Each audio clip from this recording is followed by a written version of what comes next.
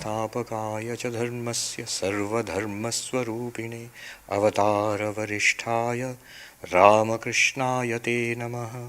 जननीं शारदां देवीं रामकृष्णं जगद्गुरुं पादपद्मे तयो श्रित्वा प्रणमामि मुहुर्मुहुः।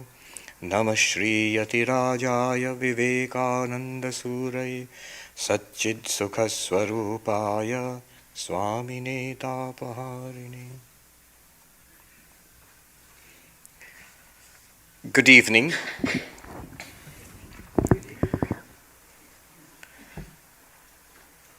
I am known to like Vedanta, the non-dual kind. And yes, it is true that I usually speak about Vedanta. Come on up here, there's a lot of space. Come. Yeah.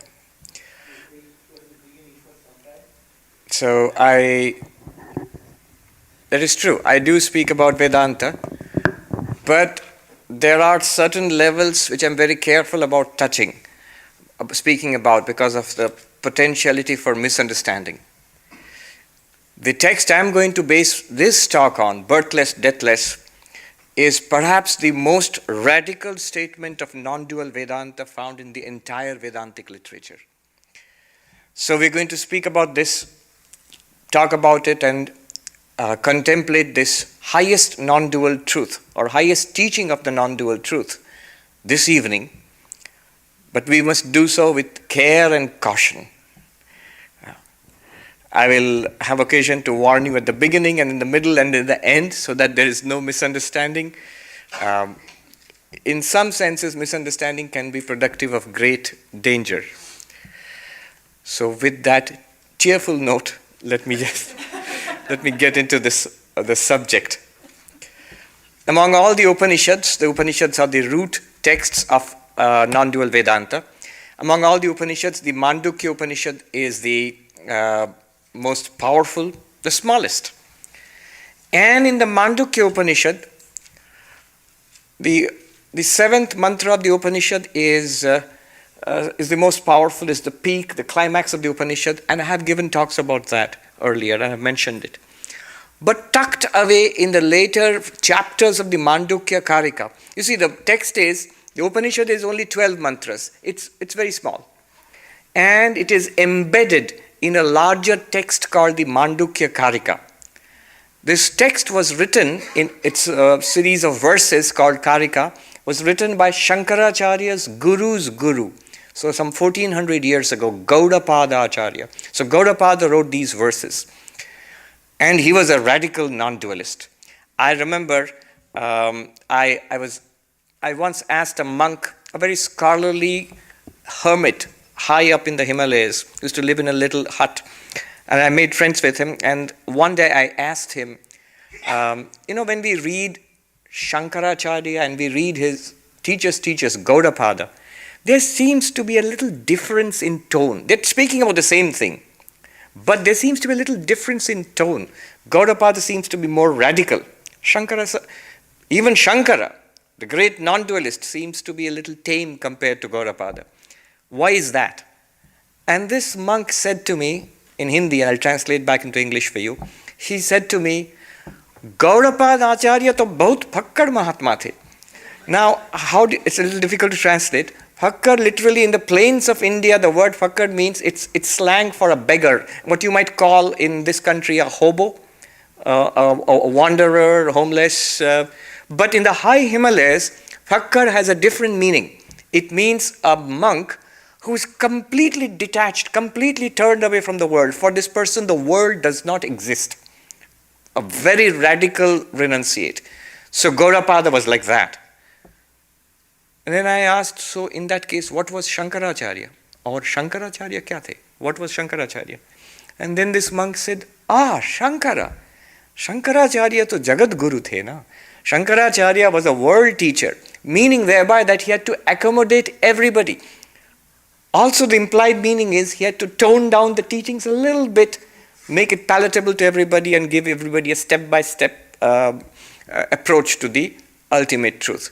So here is Gaudapada, the radical Pakkad, non-dualist. In this text, tucked away hidden in this text, in the second chapter, it has 4 chapters, Mandukya Karika. In the second chapter, towards the end, is what might be considered the ultimate statement of the non-dual truth. That is what we are going to talk about this evening. You are like, yes, what is it? Give it to us. Gaudapada says, let me chant the original Sanskrit, which is very inspiring. Come, sit. There's lots of space. Come. Yeah. Gaudapada says, Na nirodho na cha utpattir, na baddho na cha sadhaka, na mumukshur na vai muktaha, ityesha paramarthata. Translating, there is no cessation, there is no origination, no birth, no death. There is none who is in bondage. There is nobody who is a spiritual seeker or spiritual practitioner. There is nobody who is a seeker after liberation, mumukshu. There is nobody who is liberated. Really? What's all this? This is the absolute truth. Esha paramarthata. This is the final truth. Now, to appreciate the radical nature of this statement, one must first take a look at what I call the standard model of Vedanta. In fact, the general model of religion, of spirituality. What's the general model? Here we are born, and if you're a Hindu, you're born again, and you die again, and you're born and die, and it goes on and on. But whatever we are born, and we shall die. This is truth for us. And we are told that we are in bondage. Every religion says that in some way. The Christian says there is original sin. The Buddha said there is dukkha. And even Vedanta says we are bound by ignorance, ajnana. We do not know our real nature. We are bound by ignorance. There is bondage. Most of the Hindu schools say that the nature of bondage is karma. The burden of our past karma is upon us, and it propels us through pleasure and pain, through frustration and seeking, from birth to death and death to birth. We are in bondage. And now what happens? When you are in bondage, you have to seek liberation. We are told this. This is the standard model of spirituality. You have to seek liberation. Different terms are given. Moksha, nirvana, salvation, kaivalya. Many terms are there. Every system has a term for it. Liberation. You must become a mumukshu. Literally means a seeker after freedom. And then what do you have to do? There are practices to be done. Sadhana. You must become a sadhaka, a spiritual seeker, a spiritual practitioner. And we all here, all of us, we consider ourselves to be spiritual practitioners. That's why we are here. If you go look at that bookshop there, so many books, they're all full of spiritual practices. Various kinds of spiritual practices. And we do it, spiritual practitioner, sadhaka. And then what will happen? The standard model tells us, as you do this, you will progress spiritually and finally attain liberation, muktaha, liberated. And various descriptions of liberation are there. The Vedanta says you'll be liberated in this very life. You realize yourself as Brahman, the ultimate truth. The Sankhya says you separate yourself from material nature, Prakriti, and remain in your glory as pure consciousness, as Purusha. The Buddhist says the false clinging to self melts away and you attain the selfless nature of nirvana. The dualists speak of liberation in various heavens. Go and a magnificent presence of God up, and the sublime existence will be there compared to this miserable existence. You are free from all of this. And so liberation. This is supposed to be the spiritual truth. And here comes Gaudapada and rains on the whole parade. No birth, no death, nobody who is bound, nobody who is seeking freedom, nobody who is practicing spiritual practices, and nobody who has been liberated. And then he has the gall. There's a word I learned in New York. It's called chutzpah. to say, this is the truth. And he calls himself a spiritual teacher. Whatever does he mean? So we'll investigate it this evening, and I will sort of hurry through this because I know you'll have questions. So we'll have some time for questions afterwards. And on Sunday, when we discussed the preliminary teaching, the central teaching of the Upanishad itself, this Sunday, a lot of people had good questions and which we could not address. So if some of you are here, you can ask those questions also. So that's what we will do. But before that, the warning, the caution. Many people are led astray by this kind of teaching, and they say, oh, the real thing is that we don't have to do anything. The first thing they take away from it, oh, I don't have to meditate. I don't have to pray. I don't have to do any kind of spiritual practices. Wrong understanding, and literally a very dangerous understanding. It's destructive of one's spiritual life. So don't jump to that easy conclusion. That's the warning. Give up your spiritual practices at your peril. Never do that. Then what's the point of this teaching? Come on in, yeah. Then what's the point of this teaching? What do we gain from this then? What we will gain actually is a deeper understanding, a much more profound understanding of spiritual life. Really, what is the nature of bondage and freedom? Really, what is the purpose of spiritual practice? All this will become clear when we investigate this. Neither birth nor death. The central teaching of the Mandukya Upanishad, we spoke about it on Sunday, but it is simply stated.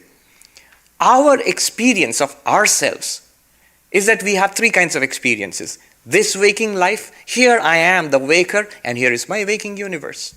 And I fall asleep and I have dreams. I am there in my own dreams and I do not recognize that I'm dreaming. It's like another waking. And in that dream, I am there and I experience a dream world. And then I go into deep sleep. Neither the external world, nor the world of dreams, neither the waker, nor the dreamer. The deep sleeper is immersed in darkness. And again, everything emerges from that. Not that the world is wiped out. It again emerges from that, and we experience the waking world. And this goes on. This is basically the story of our days. This is how our life goes, every day. Now, the Upanishad says, all of this is appearing and disappearing in one consciousness. You are actually not the waker experiencing a waking world, but you are the awareness in which the waker and the waker's world appear. And they disappear in sleep. And you are that one consciousness which experiences a dream world as the dream person and the world of the dream. Again, that disappears. Blankness, that one consciousness experiences the blankness of deep sleep. And again, the waking world reappears. That one consciousness which underlies the waker and the waker's universe, which underlies the dreamer and the dreamer's universe, and which underlies the darkness of deep sleep, that one consciousness is apart from the waker, apart from the dreamer, apart from the deep sleeper, and yet running in and through all of them. That one is called the fourth. Why fourth? Waker, dreamer, deep sleeper. 1, 2, 3. With respect to these three, the underlying consciousness is called the fourth. But you already now know it's not really a fourth kind of consciousness. It is the only consciousness, which under certain conditions is the waker and the waker's universe, is the dreamer in the dream universe, and is in deep sleep. So that one underlying consciousness, both transcendent to our experience and immanent in our experience, that is what we really are. And what Gaudapada says, see, we miss it all the time. It is continuously available to us.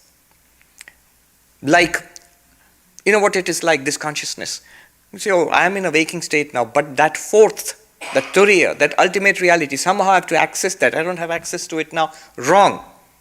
We have access to it now. It is that very consciousness shining through us and giving us the experience of seeing right now. It is in that very consciousness that we hear and listen, we remember and forget, we understand or we do not understand, we desire and strive for fulfilling our desires, we talk and walk and grasp and fight and love. All of these experiences are in that consciousness. But like a fish in water, you're told that there is something called water all around you. The fish misses it because it is so common. It's the background of everything that the little fish knows. So that when it's told that there is water all around, where?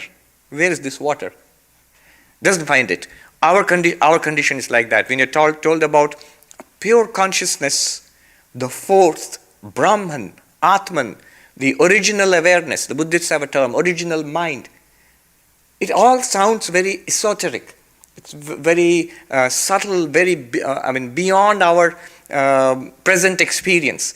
But the fact is, it is immanent in our present experience. It is because of that consciousness, literally because of that, we are having this experience. Now, in that consciousness, from that consciousness point of view, nothing is actually born, nothing actually dies. To understand it, consider a dream. In a dream, you hear about the birth of a child, of a relative maybe. When you wake up, you see, oh, that was a dream. Nobody was really born. You don't go out looking for gifts for babies. What babies are us. And they say it like this. Yes. You don't go shopping for the baby. No. Nobody was born because it was dreamt up in the dreamer's mind. In the dream, you hear about the death of maybe a person who's known to you. In the morning, when you get up, you say it was a dream. Oh, thank God. You don't go about start looking for a funeral home or Googling which is the nearest place. No. It's because when you wake up, you realize the whole thing was dreamt up in my mind. Nothing really happened in the waking world.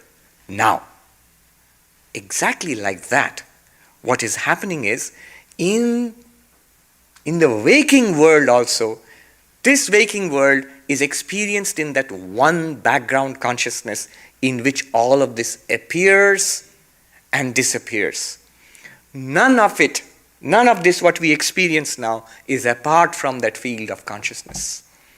It's not a real thing apart from it. So whatever is experienced as birth here, and growth, and aging, and old age, and disease, and death, origination and cessation, they are all appearances in that one consciousness. They have no reality apart from it. According to Gaudapada, the jiva, the individual being which we consider ourselves to be, it never really originated from the absolute reality and will never, therefore, ever cease into the absolute reality. It's like saying, oh, the sky is blue. There's blue color in the sky. But actually there is not. It just looks like that because of the optics, because of the scattering of light in a particular way. It looks blue now. A little while later it will look red when it is sunset. A little while later it will look black. It will look dark. There's no real blue color there. That's not why southwest planes are blue, because they fly through this blue sky and they get blue. No, you don't have to scrub the blue. You cannot remove the blue color of the sky because the color is not actually blue. In the same way, there is no origination. Do come on in. Yes, there are. Can you open the door? There's, I think, somebody peeking in there. Come on in. Yes. From the point of view of that consciousness, there is no origination and there is no question of cessation also.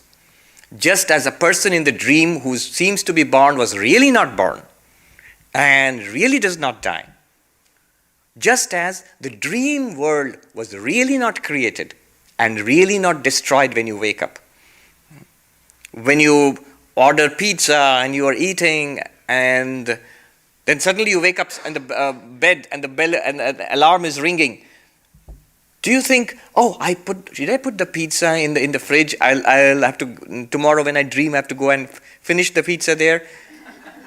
Otherwise it will be spoiled. No pizza was ever really cooked there, nor will it ever be spoiled. No origination, no cessation, no pizza cessation. What is true of the pizza in the dream is equally true of the world in our waking state also. That is what Gaudapada says. From the point of view of pure consciousness, the Turiya, this world neither originates nor ceases.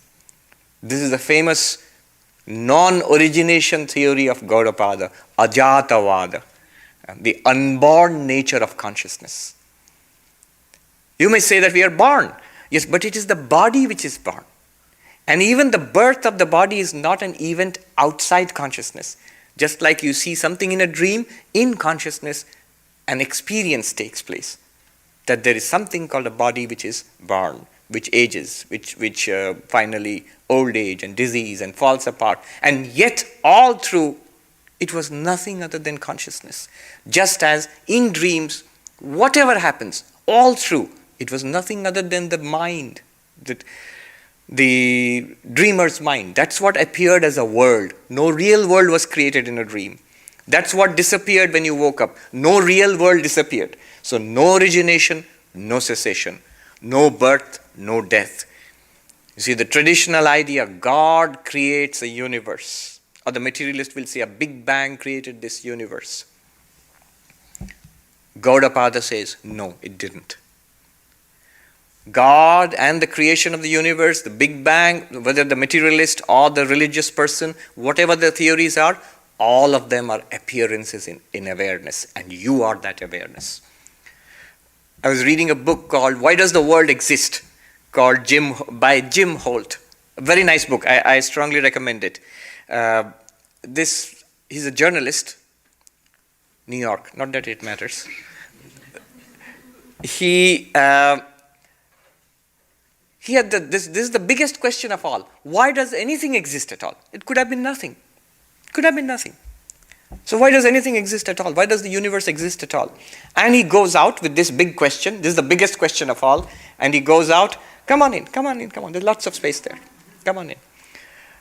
And he goes out asking this question to theologians, to physicists. He meets Steve Weinberg, the Nobel Prize winners, Roger Penrose. He interviews them, theologians, philosophers, mathematicians, physics professors. And he asks this question, why does the universe exist? And so if you read the book, you will get a thrilling tour of the cutting edge in human thought today, from ancient times till today, the answers to this greatest of all questions. So it's beautiful, it's really thrilling.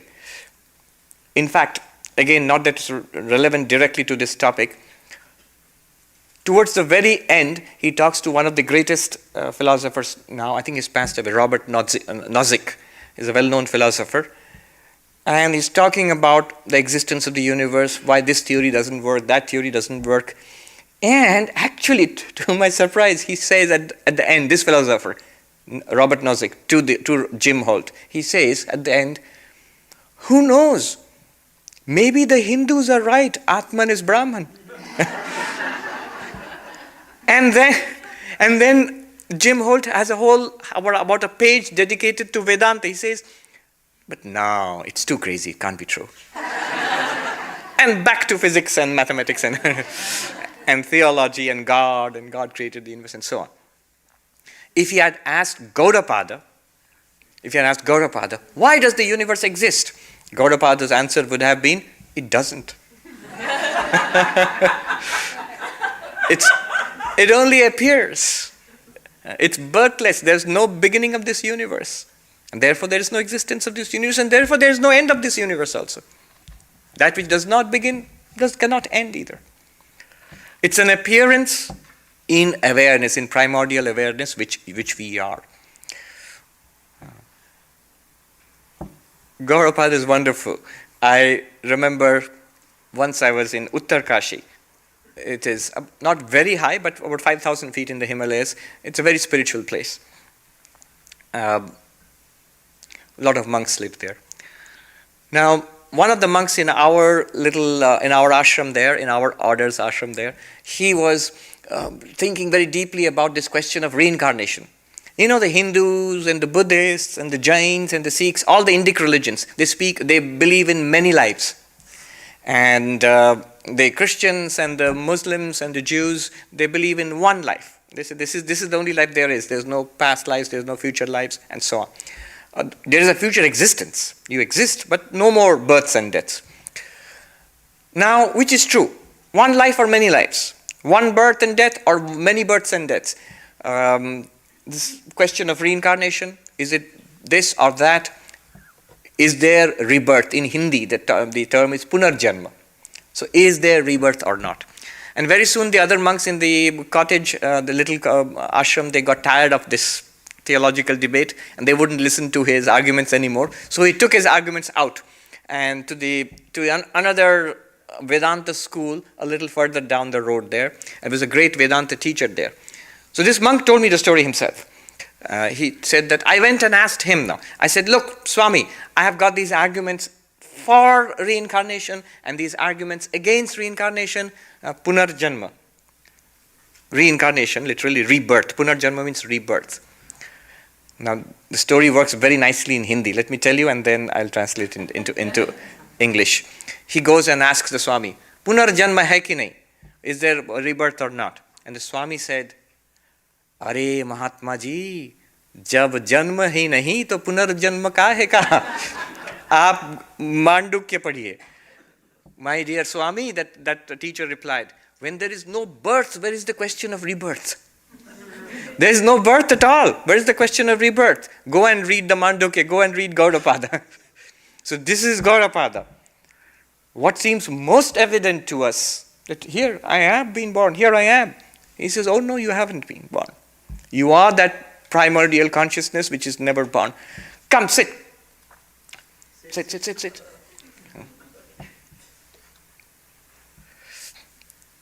There is a verse, there is a sutra in the Brahma Sutras. It says, Asino Sambhavat. Meditation is possible while seated. Vedanta is possible while seated. And liberation is possible while seated. Asino Sambhavat. All right. There is no origination, no destruction, no cessation. Na nirodho na cha utpatti. All right, maybe when you become enlightened and all of that, but right now I am bound. I am a limited human being. I was born. Okay, you will say I am not born, but I don't know that. I am bound by ignorance. When I become enlightened, I will know all these things. But right now, I am bound. And Gaudapada says, no, nobody is bound. Na baddha. How's that possible? How come nobody is bound? Actually, if you think about it, Vedanta shows you, what are you bound to? There's this monk, again in the Himalayas. He became a monk after going through the traditional, householder life, and then finally, later in life, he became a monk. He was wandering in the Himalayas. Once, he was sitting near a little Himalayan village under a tree, morose, sort of dejected. And this little old lady walked by with carrying firewood or something like that. And she saw the monk sitting under a tree, and she said, "Why so sad, my child?" And this monk said, "Mother, I suffer from bondage. I'm bound. Baddha, bandhan mein hu in Hindi. I'm bound." And she said, "What are you bound to? Are you bound to your wife?" And he said, "No, she died." "So are you bound by your children?" "No, they grew up and went away." "So your house and property maybe?" "No, I sold it off when I became a monk." "And your money then? You have money?" "No, I gave away all my money." What are you bound to? Look at the little old lady. What are you bound to? This body? There's no chance of being bound to the body. It will age and decay and die like anybody else. How are you bound to it? It'll go away. You can't hold on to it. It is not holding on to you. You are not holding on to it. What are you bound to? To your thoughts? Your bad thoughts? He said, "Yeah, sometimes." "Are you bound to that?" How many times in a day your mind changes? Bad thoughts turn into good thoughts, joy into misery, serenity into irritation, desire into frustration and into fulfillment and again into desire. So many thoughts, memories come and go. Are you bound by your memories? Are you haunted by your memories? Don't worry, you're getting old. You'll forget. You are not bound to anything. Everything will disappear. This too shall pass. You know the story of this too shall pass? No. Yes. There's this Buddhist monk who comes to visit a kingdom, and the king, who is very devoted to this Buddhist monk, says that, the Buddhists are very big on impermanence. Kshanikam. Buddha said, Kshanikam, Kshanikam, Sarvam Kshanikam. Momentary, momentary. Indeed, everything is momentary. Actually, the whole statement was Anityam, Anityam, Sarvam Anityam. Impermanent, impermanent, all is impermanent. And then, Kshanikam, Kshanikam, Sarvam Kshanikam. Not only impermanent. We know things are impermanent, but as long as they last for my ends, it's good enough. No, they are momentary. They don't last for more than a moment. Momentary, momentary, all is momentary. He doesn't stop there. Somebody said, the Buddha is one serious dude. He doesn't stop there, he goes further. Shunyam, shunyam, sarvam shunyam. Void, void, all is void. And therefore, dukkham, dukkham, sarvam dukkham. Because we do not realize this. We cling to the impermanent as if it were permanent. Dukkham, dukkham, sarvam dukkham. All is pain, pain, all is pain. I was listening to a Buddhist teacher, a very wise Tibetan Lama. I met him in Dehradun. I heard he has passed away last year. He is one of the greatest leaders of Tibetan Buddhism. He said, the end of all meeting is separation. I'm sorry, but separation. We are going to separate very soon, within the hour. The end of all accumulation, wealth, knowledge, power, fame. Well, the end of all accumulation is dissipation and exhaustion. It will go away, guaranteed. The end of all climbing, the height, is falling.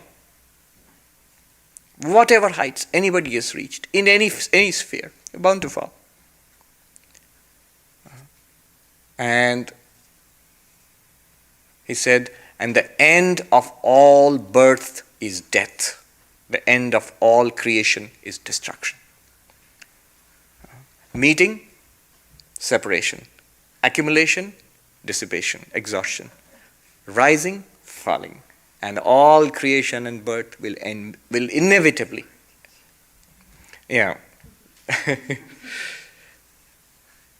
What are you attached to? You are not attached to anything. We think we are attached to it. Take the most intense kind of attachment. I'll tell you, the most intense kind of attachment is what we know is a young mother with her baby. That's what dominates her entire thinking. She's helplessly attached to the kid, to the child. And yet, even that young mother, when she falls asleep at night, the baby, the most precious thing to her in the universe, she forgets completely. And she goes into deep sleep, into slumber, happily in a relaxed mood, forgets the baby, forgets the world, forgets her own body also, all gone. And it happens all naturally, without resisting. We don't think about it that way. We think that the mother herself will heave a sigh of relief. At last I'm getting some sleep. But think about it. What a strange, if you look at it this way, it's a very strange phenomenon. I'm attached intensely to something and it's being taken away from it. I'm falling asleep, it's going. I should be clutching onto it for dear life. No, I happily let go. What are you attached to? Even the mother is not attached to her most precious thing in the world, the baby. No, we think we are. Thine only is the hand that holds the rope that drags thee on, Swami Vivekananda said. Thine only is the hand that holds the rope that drags thee on. Then, let go thy hold, sannyasi bold. Say Om Tat Sat Om. Na baddhaha, nobody is bound. You say, but I feel bound. That's it. You feel bound. You feel caught. There's this young novice who went to a teacher who lived in a cave and said, "Give me freedom." And the monk said, "Okay, you stay here for some time, you keep coming and I will." So days passed and the monk made him sweep the cave and fetch food from the village and cut firewood and things like that, until this young man got tired of it. "When are you going to give me freedom? If you don't give me freedom soon, I'm going to go away and do another master." And then this monk thought, "Oh, I'm going to lose such a nice disciple." Then he said, "Okay, tomorrow I'll give you freedom. Come early in the morning tomorrow." And this young man goes early in the morning, very happy. He sees the monk is outside the cave. This old banyan tree was there outside the cave. And the monk is hugging it for dear life and shouting, "Free me, free me, free me." And this young man comes and says, "But master, let go." And the master said, "Exactly." Precisely. You might say it's not as easy as that. True. But the difficulty lies not with that, with the reality. The difficulty lies within us. We make it difficult. I am clutching on for dear life. Now if somebody tries to free me, tries to pry away my fingers from the tree one by one, it will be a terrible struggle because I'm putting all my effort into holding on. Na baddha, nobody is bound. You are not bound either. Gaudapada says, right now, you are not bound. Nacha sadhakaha. There is nobody who is a spiritual practitioner. That's even more shocking, but because most of us here, we have almost, I think just about every one of us, monks, nuns, devotees, we all think of ourselves as spiritual practitioners. Many of us, we have been practicing for a long time, many different disciplines and practices, and we have got benefit from it also. So what do you mean we are not spiritual practitioners? We pray, we do selfless acts of service, we chant and we sing and we meditate and we do yoga and pranayama, we do philosophy, so many things, spiritual practices. Nacha sadhaka, there's nobody who's a spiritual practitioner. What does he mean here? Think about it this way. Spiritual practice, in Sanskrit, it is called sadhana, spiritual practice. It is actually, the terms are sadhaka, sadhan and sadhya. Sadhya means a goal to be attained. Sadhan is the means by which you attain the goal. And I become a sadhaka, a practitioner, when I use these means to attain that goal.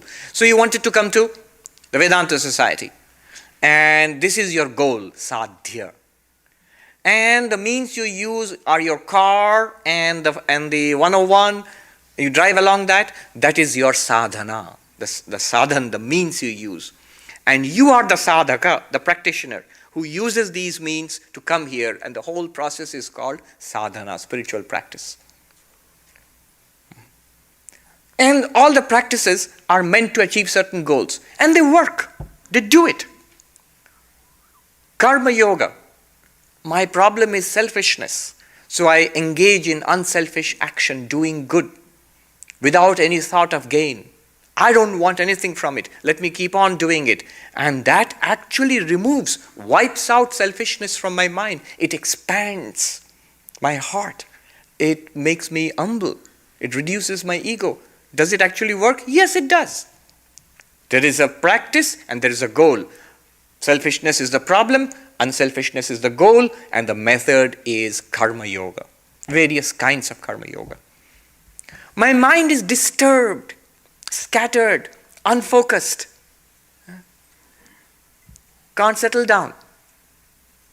Then the goal is concentration of mind, focus of mind.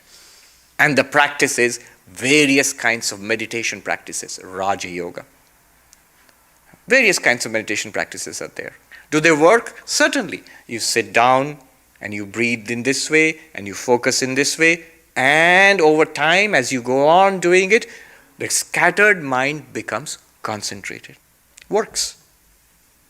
Bhakti yoga. My mind runs to the world. I want this and that. I collect all of that wanting and direct it towards God. And through prayer and music and hymns and worship, slowly genuine love, a pull towards God. Instead of I want the world, I want God. Bhakti develops. It works. I'm a spiritual practitioner. Even the path of knowledge. I do not know this pure consciousness you're talking about. And as I practice, the more classes and talks I come to in Vedanta society, and as I think about it, as I meditate upon it, and I get this insight, oh, I am this pure consciousness. It's also a kind of, it's a practice in a way. It removes ignorance. All of them are practices, and they give their goals. So what do you mean we are not spiritual practitioners? Gaudapada and Shankara here helps us. He says, you, the reality, that one consciousness in which waking, dreaming, and deep sleep, in your waking you are a spiritual practitioner. Maybe in your dreams also. But that consciousness itself, is it a spiritual practitioner? Is it something to be gained by spiritual practice? I am Satchidananda, existence, consciousness, bliss. Is it something to be gained? Shankaracharya says, what can you do by spiritual practice, by any kind of work? He says, Utpadya, Apya, Vikarya, Samskarya. 4 things can be done. One is produce something. So can I produce this pure consciousness? No. As we just said, birthless, deathless. It's always there. It is the only thing that is there, right now. It can't be produced by a spiritual practice. Okay, it can't be produced, but can I attain it? Can I go? For example, I can go on a pilgrimage and attain and go to a holy place. Maybe after death I can go to heaven.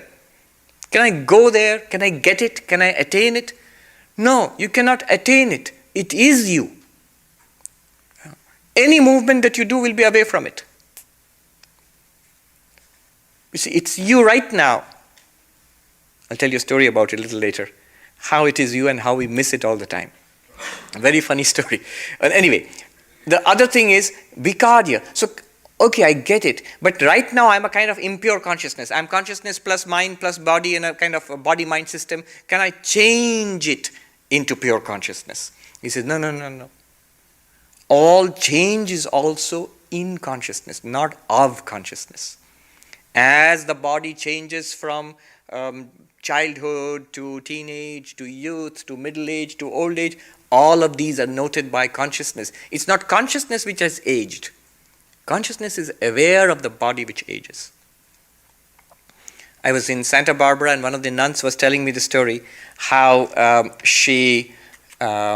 one of her acquaintances, long-time acquaintances, this other lady told the nun, look at those people, they have grown old. And the nun told her friend, we have grown old too. And she says, her friend says, no, they have grown old, we are not old. And she's right. It's the body which changes. Consciousness experiences the changes in the body. Consciousness does not change. Vikarya, you cannot change yourself into pure consciousness. Samskarya, can you refine yourself? I get it. But pure consciousness, I'm a kind of impure consciousness now. Now, can I scrub myself and clean myself and wash myself into pure consciousness? No, you cannot do that. You are already pure consciousness. It is because of that pure consciousness, because of the light of that awareness, that you note the impurity in the mind. I say, I am impure. That impurity also appears to the mind, to the consciousness.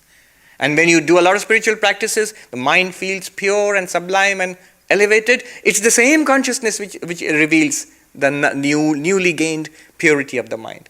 Consciousness in itself is ever pure.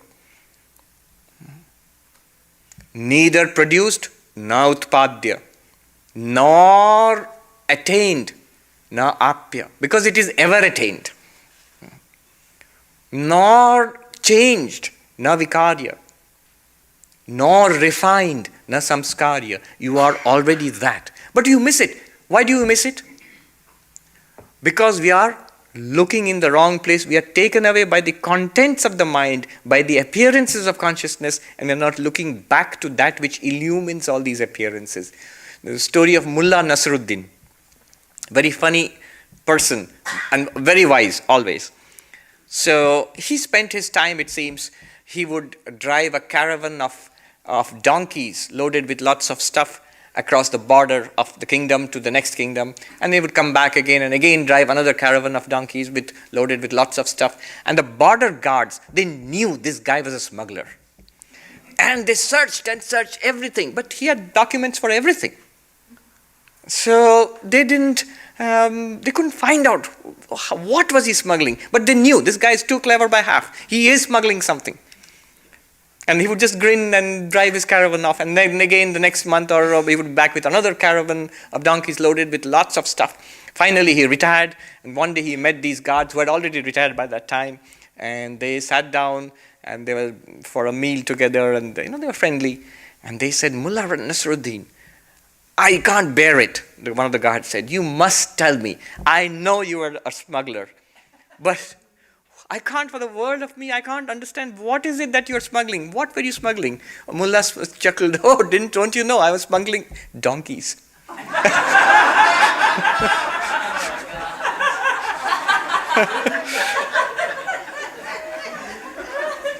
We miss it all the time. It's literally there right here all the time.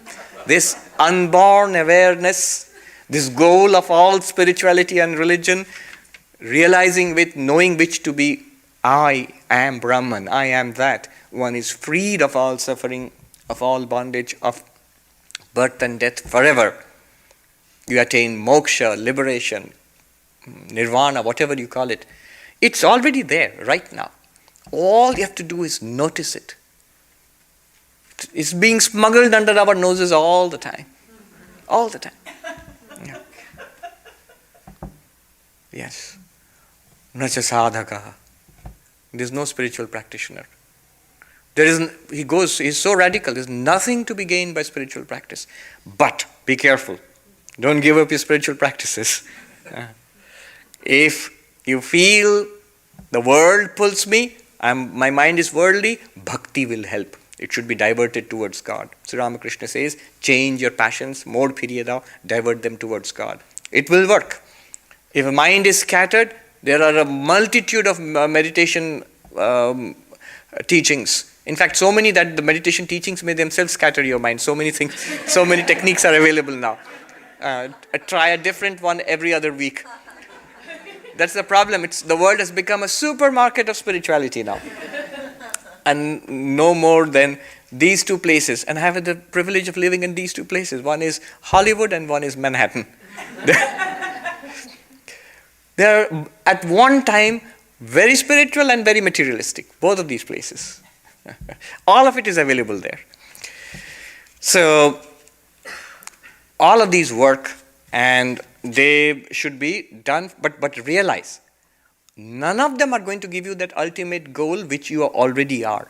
When all of these practices bear fruit finally, when we realize what we truly are, it's not that we'll realize that, I was in bondage, after all of these spiritual practices, now I have attained freedom. No.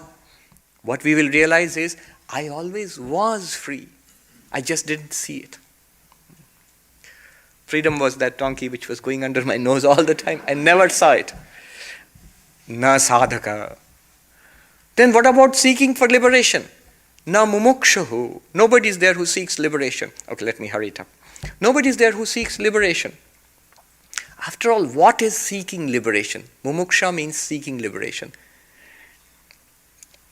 You see, not knowing that we are Sat, absolute being, immortal existence. We seek to exist in these limited bodies. In Sanskrit, this is called jijivisha, desire to live. This desire to live is one side of the coin, the other side of which is a terrible fear, the greatest fear of our lives for everybody, the fear of death. The moment we realize we are Sat, pure being, no question of death, you cannot die, the real you, then this desire to exist in this particular body will disappear immediately. That is moksha, that is freedom. It's not that we will die the moment we are enlightened. Enlightenment is not suicide. This body will continue to exist. We will continue to exist as we are. By the past karma of this body, it will continue to exist. But you know that you don't need to exist in a particular body. This desire to exist in this limited sense, this is what drives us from birth to death and death to birth. What is mumuksha, desire for liberation? We do not know we are chit, pure consciousness. not knowing our nature as infinite consciousness, we continuously seek to know limited things. Vritti jnana, with limited things. The moment we know that we are unlimited consciousness, this continuous desire, jigyasa, to desire to know limited things, this will disappear. That is moksha. Then it does not mean that, oh, I'm enlightened, now I'm going to be very dull, I don't want to know anything. No, I've seen Swami Ranganathanji, whom I consider to be one of the few enlightened beings I've seen in my life. He was so interested in art, in science especially, in philosophy, in religion. He would read 8 to 10 hours a day till the age of 95. I've seen this myself. When he was in ICU, the days before passing away, he was reading this huge book called Zen and the Brain about meditation and neuroscience. This big book, thick book. And I've seen, it's so touching. He used to underline whatever he read. Here is this 95-year-old monk who is going to die in the next few hours. He's still reading and underlining, and the hand is shaking so much that you can see the underlining, like it is going down towards the bottom of the page. It's off, it's not symmetrical. The book is still there in the Belur Math. He read till the very end of his life. He was very curious. In this empirical world, in this relative world, there are wonderful things to know. But you are no longer seeking for the ultimate truth about the universe and about yourself. You already know. You already know. We do not know we are ananda, bliss. And therefore we keep seeking pleasure outside. This is called bubhuksha, desire to enjoy. The moment we realize our ananda nature, bliss nature, then this desire to seek fulfillment outside, you are ever fulfilled. The desire to seek fulfillment outside vanishes. This is moksha. Not knowing Sat, we have jijivisha, desire to exist in limited way. Not knowing Chit, we have jigyasa, desire to know little things in the world. Not knowing ourselves as Ananda, we have bubhuksha, desire to enjoy, to eat in the world outside. Knowing our Ananda nature, the Ashtavakra puts it so beautifully. Yatra bhati yatra vishwam idam bhati kalpitam rajju sarpavat ananda paramananda sabodhastvam sukham chara. Very beautiful. It says, where this entire universe appears like a rope, like a snake misperceived in a rope. Where this entire universe appears. Where is that? That pure consciousness you are. In you the entire universe appears. And what is the nature of this pure consciousness? Ananda Paramananda. It is the nature of ultimate bliss. That is what is experienced as the entire range of bliss, from worldly bliss to the highest spiritual joy. That Ananda, that Paramananda, which is experienced as Ananda, that you are. Sukham chara, now live happily. Ashtavakra says that. Na mumukshuhu. Shankaracharya sings, na dharmo na chartho na kamo na moksha chidananda rupaha shivoham shivoham. I seek neither religious merit, dharma. I seek neither pleasure, kama, nor do I seek wealth and power, artha. That's all right. You're a spiritual seeker. You don't seek these things. These are secondary. But he also says, I do not seek liberation. Na moksha. I don't seek liberation. Why? Chidananda rupaha shivoham shivoham. Because I've realized myself as the ultimate bliss of the nature of Shiva. So na mumukshuhu. Na muktaha. There is nobody who's liberated. He said, Swami, you just said Swami Ranganathananda was one of the few enlightened, liberated beings. Now you are saying there's nobody who's liberated? But look more carefully. Gaudapada has this deeper meaning always. It's like this. It's pretty easy to actually grasp. Nisargadatta. Once somebody said, you are a Brahmagyani, you are a knower of Brahman, an enlightened person. And he could be quite rough. There's actually one person here who has actually met Nisargadatta. I don't know if he's here today, Radhakrishnan He has not come today. He met Nisargadatta. He could be, Nisargadatta could be very, you know who I'm talking about? I am that. Yeah. Yeah. So he could be very rough actually. So Nisargadatta immediately was upon him like a ton of bricks. He said, "You are insulting me." Insulting you? You're a knower of Brahman. Knower of Brahman is the highest praise that you can give to a person. That means you're an enlightened being. You're a knower of Brahman, Brahmagyani. He said, "I am not a Brahmagyani, I am Brahman. I am not a knower of Brahman, I am Brahman." The enlightened person does not think that I am somebody who has become enlightened. Never claims that I'm a person who is enlightened now. I'm a person who knows Brahman. That is not enlightenment. So, now muktaha. Technically in Vedanta they will say, the enlightened person is not a person who has become enlightened. Na muktaha, moksha swarupa. Not jnani, jnana swarupa. Jnani means a person who has got knowledge. But jnana swarupa means consciousness itself, which makes that knowledge possible. So, na muktaha. I am not a person who's... See, I like this phrase that you never get freedom. You get freedom from that person which we are. That person never gets freedom. You get freedom from the person. Not that the person goes away. The person is still there, but you know you are not that person. Just as you are not all these other persons, you are not this person also. You are that consciousness in which this person appears. See, this is put so beautifully in the dream example. You know, in the dream, you are dreaming. When you don't know that you are dreaming, in your dream you are also there, right? As a person in the dream. And you are interacting with other persons, but you are not that person. When you wake up, you realize, I was in my bed all along and I dreamt up the whole thing, including myself in the dream. So one teacher of Vedanta put it so precisely, these terms are very precise in Sanskrit. He said, Swapna Purush nahi, Swapna Drashta.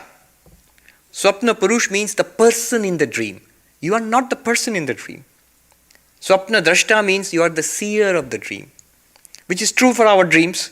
Exactly like that here, you are not the person what you experience yourself to be, but you are the consciousness in which the person is experienced. Now muktaha. Then he ends, he gives us the key to the whole thing. Why did he do this? Gaudapada says, Ityesha paramarthata. This is the absolute truth. That means, is there some other kind of truth? Yes. Vedanta has this two levels of truth, the doctrine of two truths. Actually, there are many ways of putting this. There is something called Trisattavada, three levels of reality. Dvisattavada, two levels of reality. Ekasattavada, only one level of reality. So the three-level reality model is something that is taken by Shankaracharya for teaching us. Most of the commentaries are written at that level. What it does is, there is an ultimate reality called Brahman. That appears as our transactional reality which we live in right now. What we think to be real right now is the transactional reality, in Sanskrit, Vyavaharika. Vyavaharika Satta. And also in this transactional reality, there are lower grades of reality, errors and dreams and illusions. We know that a snake in a rope. So the snake is an illusory reality and the rope is the transactional reality and Brahman is the ultimate reality. So you have three levels of reality. Ultimate reality, Brahman. Transactional reality, this. And if somebody is sleeping here and dreaming, is in an illusory reality. So three levels of reality are there. Ultimate, transactional, illusion and dream or error. And this is done, it says this is for the lowest grade of student. Dull. If you're feeling insulted, don't. Most of us are at that level. It says if you are a smart cookie, then you go for this two-level reality model. There is one reality, Brahman, the pure consciousness, and the rest of it is error. Even this waking reality and your dreams, they are all equated. Gaudapada does some of that in the Mandukya. He treats dream and waking as the same. He says there are only two states. We say there are three states, waking, dreaming and deep sleep. He says there are only two states, dreaming and sleeping. Sleeping is sleeping, And waking and dreaming are both dreaming. See, there are only two states. He equates dreaming and waking to be absolutely equal. And you might say, no, there is a difference. You can't just do that. And there's a very interesting essay where he cuts down every possible objection to equating dreaming and waking. 10 objections are put up. You won't even think of some of them. When you look at that, yes, dreams are dreams and waking is real because of this. 10 points. And he cuts them down, all of them, till you get this very creepy sensation that this is also a dream. It's not real. You really feel that when you read that. So, 2 levels of reality. But this is not the end. If you're the really, really sharp cookie, the smartest kid in the class, then for you there is a fast track course, which is 1 level of reality, Brahman only. There is no world at all. That is called the non-origination theory. And this verse is for that level of student, what we discussed today. I think I'll stop here. I've taken up all my time. I wanted to have some time for Q&A, but very quickly, if you have questions. No, you can take 20 minutes. All right. Thank you very much. Very good. We have those who want to wait for a little while. We'll take 10 minutes maybe. Yes, there is a microphone here. The lady here, you can ask your question. Just tell us your name and ask the question. Hi, I'm Diane. Diane. I had major surgery about 3 years ago, and I had an amazing experience during, I think, the surgery. Yes. I was looking up, and it was a huge black sky, no stars, and it was unconditional love like I've never experienced before. Total silence, black, and just eternal black sky. And then all of a sudden I was in a room that was all white with all my dead relatives, and they were all in white, and we were just sitting enjoying ourselves. And then all of a sudden I woke up and I said, what a lovely dream. I haven't even had the operation yet. Mm-hmm. And then I feel this searing pain in my hip, and yes, I did have the operation. Right. What are those 2 states? Okay. First of all, you're lucky to have these experiences, because often these experiences, near-death experiences, or in a state of anesthesia, they deepen our spiritual lives. Now, what Vedanta would say here is, or if you ask Gaudapada would say is that I am not so much interested in the contents of your experience as the experiencer itself. That which experienced that emptiness in the blank sky, that which experienced that bodilessness and sudden appearance of all dead relatives at one time. See, these are very spiritual experiences. But Gaudapada pushes you further. He's a tough taskmaster. He said, who is experiencing it? Who is experiencing it? Yes. But when you have these spiritual experiences, it's easier to take the jump from there to the awareness in which all this is appearing and disappearing. That awareness. See, notice one thing. This experience you had definitely is a spiritual experience. But remember, notice one thing about this experience. It came and went. Now it's a beautiful memory. Right? I just long to go back there. Right. Don't. Yes. What we are doing is, we have these experiences, and it's very natural to repeat beautiful experiences. Whether they are worldly experiences, sensuous experiences, intellectual experiences, aesthetic experiences, or spiritual experiences, we all want to repeat it. And that urge is good, especially the urge what you have, because it is a spiritual urge. It takes you towards this sublime experience. But Gaudapada says something very important. All of these experiences, worldly and spiritual, are nothing compared to the glory of your own self. That consciousness in which these experiences are appearing. See, one Vedanta teacher said, they can be rough. Somebody went and was telling Swami, these are my problems and sufferings in life. And that Swami said quite harshly, I'm not interested in your problems. This person was shocked. Not interested in your problems. I'm interested in you. See, immediately a gap opens up between me and my problems. I am not my problems. Similarly, I am also not my best experiences. They come and go.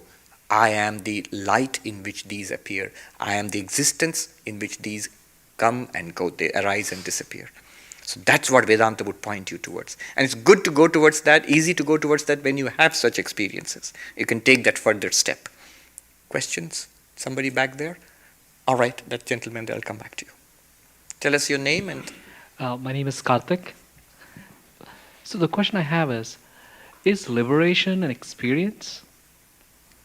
And there are two parts to it. Can you read your way to liberation? Okay. Is liberation an experience, and can you read your way? The second one is something that I've never heard put in that particular form. But good that you asked it. Is liberation an experience? No. It's not an experience. It is that reality in which all experiences appear and disappear. It's not a particular experience. If it were a particular experience, it would arise and disappear. What is a particular experience is the liberating insight. In Vedanta, it is called Brahmakara Vritti. That is a particular experience. It comes in a flash, but what it does is it does not confer you liberation. It removes the very precise definition. It removes the ignorance that we are bound. That's all it does. Bondage in the mind is removed by the liberating knowledge in the mind. And you realize you always were liberated. Little while ago, Gaudapada said, we read, now muktaha, nobody is liberated, which means you are ever liberated. That's what we realize. Moksha swarupa, na muktaha. The second one is, can you read your way to liberation? Answer is yes and no. First of all, direct answer, no. One must realize that one is liberated. That realization, everything else is for that. Meditation is for that. Devotion is for that. Selfless work is for that. This Vedantic philosophy we are doing is for that. All of this goes towards that, to that realization. Call it realization, enlightenment, whatever you call it. That must come. And what is the role of reading? Remember one thing, the way Vedanta puts the whole problem, ignorance is the problem and knowledge is the solution. So Vedanta is a knowledge system. If it is a knowledge system, it must be based on texts, based on teachings. They could be orally transmitted, could be transmitted through books, nowadays with books. So that's where reading enters the whole picture. But reading books is not sufficient in itself. The books there, the difference between this knowledge and everything else is, the texts in a physics or mathematics course can give you the knowledge directly. This can only point you towards the knowledge. All that you read in the Vedantic texts, including Mandukya, Gaudapada would be the first to agree. Even this Mandukya, it points you towards the truth. Even this entire formulation which we are doing, we have called it the highest statement of non-dual truth. But even this is a pointer. This is also not the exact truth. Gaudapada himself says in a later verse, Advaitam icchanti kechana, Advaitam icchanti chapare, Dvaita Dvaita vivarjitam tattvam. What an incredible statement. He says, some people love duality. God and I are separate. Some prefer non-duality. Actually, and Gaudapada himself is a non-dualist. But look what he says. Truly speaking, the reality lies beyond duality and non-duality. Then what is it? You can't say anything anymore. Either you can say duality, language functions in duality, at the most it can indicate non-duality. But if you say beyond non-duality, then what can you say? Yeah. It has to be caught. Right. I'll come to you. Yeah. Can you bring it here? Tell us your name and ask the question. Hi, my name is Phyllis. Would you please distinguish between mukta and moksha again? Right. Please? Moksha is liberation, freedom, as distinguished from bondage. So I think I am this person with this body and this mind, and maybe this body will die, I will go into other bodies, be born in different places. Or if I don't believe in all of that, I'll believe that I will sit waiting for the final judgment when when it's decided whether I go to heaven and live with God or whatever. So this is bondage, and I will get some kind of liberation. That is called moksha. In Vedanta, the way it is put is moksha means you realize your infinite nature. Now, when you realize your infinite nature, that is freedom, moksha, but then the person who gets this freedom or moksha is called muktaha, the liberated one. And this is what Gaudapada attacks. He says that state it's not a state, it is the ultimate reality. It is always there. We just don't know it. And when you know it, then you're not a person who has known it, you become one with it. You are, the literal word is moksha swarupa, the very nature of freedom. You are freedom itself. And that's the way it is put. So then mukta for a truly liberated person doesn't exist. Mukta is a conventional term which works for us at this secondary level of reality. We can talk about a liberated being against a non-liberated being. A person liberated in life, Jivan Mukta. All of this works for us. This is the transactional level of reality which we seem to inhabit. Here all of this makes sense. But ultimate reality has to be pointed out that from that point of view, nobody is a mukta. It's ultimately only that thing exists. Brahman alone exists. Yes. Can you pass that on? Thank you, Swami. So I'm curious about Gaudapada, and I guess it's a more subtle question, but when I'm curious about somebody who's like so radically non-dual Yes. in his thinking and writings, and whether he, in his other writings, was ever even sort of interested in the transactional level of reality, or whether he sort of connected his his vision of supreme reality as being no birth, no death.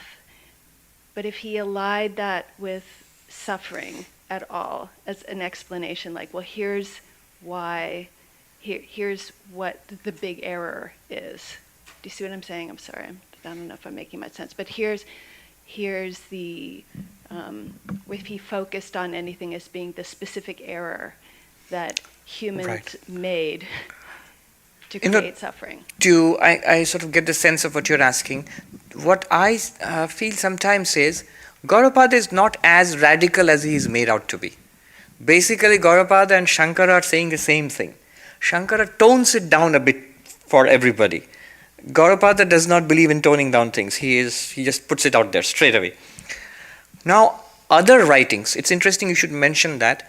We don't know much about his other writings because all that we know about is the Mandukya Karika, which is very, very famous. But two other lesser texts I know Gaudapada is supposed to, is other attributed to him. It's a commentary on the Sankhya Karika. There's a Gaudapada Bhashya on the Sankhya Karika, which is the verses on the system of Sankhya. And if you read the commentary, it's fairly humdrum. It's nothing like this. So we don't know if it's the same Gaudapada. And the other one is even more stunning. There's a book called Subhagodaya.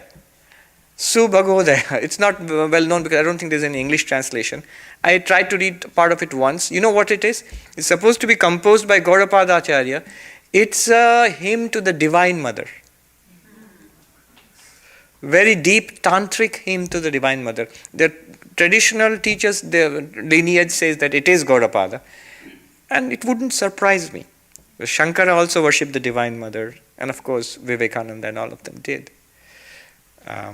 Yes. So if you say, now to answer your question directly, if you say what is the crucial problem that Gaudapada would have identified, like any other non-dualist, he would have identified it as ignorance. Ignorance of our ever-liberated nature. Remove that by knowledge, and you know yourself to be ever-liberated. Okay, we have two more questions, we'll stop. That person there and there. I probably don't need that. No, but speak there because I think they are recording it. Thanks. Tell us your name. My name is Ron. what you're speaking of and you always speak of, I do have experience of that occasionally, even maybe every day. But it's fleeting, and then I'm off, and then I sort of remember. All right, can I stop you right there? Notice what you said. I have experience of it, but it is fleeting. I'm there, and then I'm off, and then I remember. What is it there which identifies that I am having that experience, and it is gone, and I remember? That one, which noticed that fleeting nature of that experience, that one, does that one ever go away? No. No. You are that. Right. Right. It's more Yes. peaceful when it's real, when it's Right. not covered over. Again, you look at the language. Now, this is very, very important. You said it is more peaceful when it is not covered over. Absolutely right. But that one which notices the presence and the absence of peace, that one which notices the uncovered nature of the truth and the covered over, disturbed, humdrum nature of the day-to-day quotidian mind, that one, is it ever disturbed? No. No. That's what you are. Thanks. I'm glad you asked this question. Very good. Okay, last person. Please tell us your name. My name is Miranda, and I'm new, and I'm trying to find an anchor to push my brain as far as it can go with an analogy. I'm sorry, this is not the place to start. Gaudapada is not the place to start at all. Okay, so there's a Pirandello play called Six Characters in Search of an Author. And I recently decided to reread all the great books, and I've got Tolstoy on the car thing, and I found myself on the 101 wishing that all the novels, all the time, with all the characters, could be on my sound system at one time, that I had that kind of brain. So when I think of Brahman, and I think of all the phenomenal world, am I going down the wrong track to think of Brahman as the ultimate author of all phenomenon, all at one time? Is it created? Is the ultimate creation of all of this? Does any of that make sense? Miranda, you were just reciting in English one of the most ancient texts in the world, the Rig Veda, which says, Pashya Devasya Kavyam, look upon the epic poetry of the great poet. Yanajiriyati namamara, which neither decays nor dies. What is that epic poem? It's the universe. In the Rig Veda, the Brahman is called the poet with a capital P. And the universe is the poetry of Brahman. Look upon the poetry of the eternal poet, the poem which neither decays nor dies. This is this universe. That's a beautiful way to end this session. Let me end with a chant.